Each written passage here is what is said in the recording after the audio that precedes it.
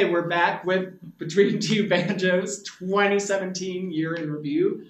We've got our social media manager, Yasmin, who you may know from our segment, What is Popping? And hashtag follow us on everything, please. There you go. And hopefully you can put like things here. Can we put that on like the bottom? widgets? Yeah, just like click, click, click, click. Please. So we are going to talk about our favorite singles, but first, Dustin, I think you What's have... a single? I'm sorry. We came on here to the singles. I was like, I'm married. I can't, I don't know what you guys are talking about. And then apparently it's a song or something. So yeah, you don't know this. I don't have a lot to say about this one. This is terrible. So chime in if you like, but... You know, that's how it goes. I thought I had to describe what a single was to you for a second. I was like, it's one song that you put out for radio. Oh, well, thanks for clearing that up for everyone. You're welcome. Start us off, the dictionary definition at the bottom of the screen. Okay, so we've been doing 3, 2, 1. 3, 2, 1? Yeah. Yeah, I like the sound cool. of that. So I had to think about this because if I went with singles that I truly loved, it is going to look a lot different than what I think actually made a huge cultural impact. So, starting from 3 to 1. Number 3, we have Lil Uzi Vert's EXO Tour Life. The spelling is atrocious, but damn is it a good song. I'm pretty sure it broke streaming records for a single. It's honestly a mix between a Blink-182 sound with hip hop and honestly everybody, at least in my age range, I don't know about these guys, have heard the song. Truth hurts. Yeah, truth hurts. Do you want to do yours number 3, Jerry? You guys can go back and forth.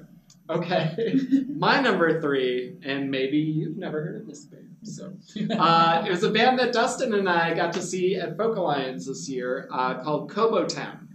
They are a Canadian calypso rock band. Many of the band's members emigrated to Canada from the Caribbean or grew up in Caribbean communities in Canada.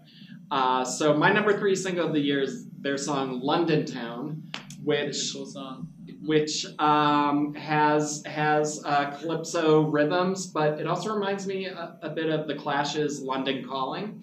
So it's not punk song, but it's got a pretty aggressive beat, and the song takes a look from the band's worldview of London, once the seat of this great empire, and culturally what does it mean now. So it's a thoughtful tune you can dance to.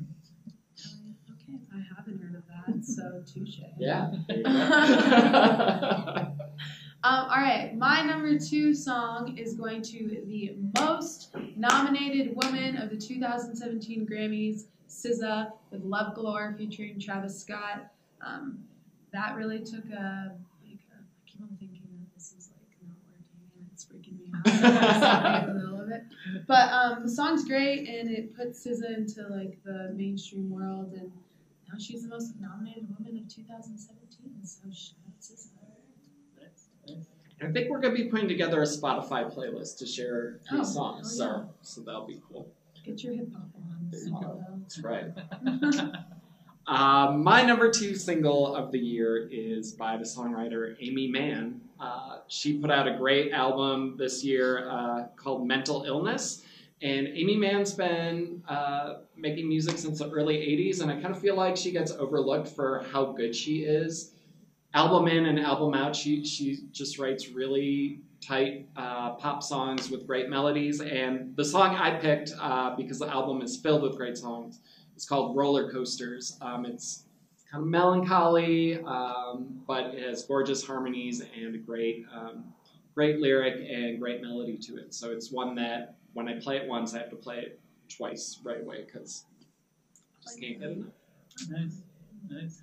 All right, well. Number 1. Number 1 single isn't really just one track because I couldn't pick. But we have a lot of rule breakers this year, so you are totally right. Well, exactly. The number 1 single that I'm going to give for 2017 is anything that Kendrick Lamar put out from his record Damn. And that's all I really have to say is damn. So. Fair enough. There you go. Yep. My single of the year, I believe, was released in late 2016, but it really had its impact this year. So breaking rules.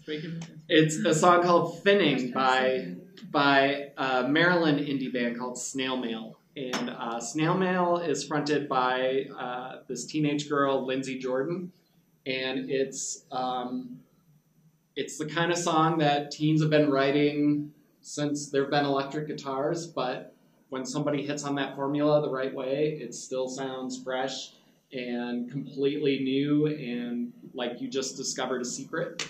And so I'll give my shout-out single of the year to Snail for Thinning.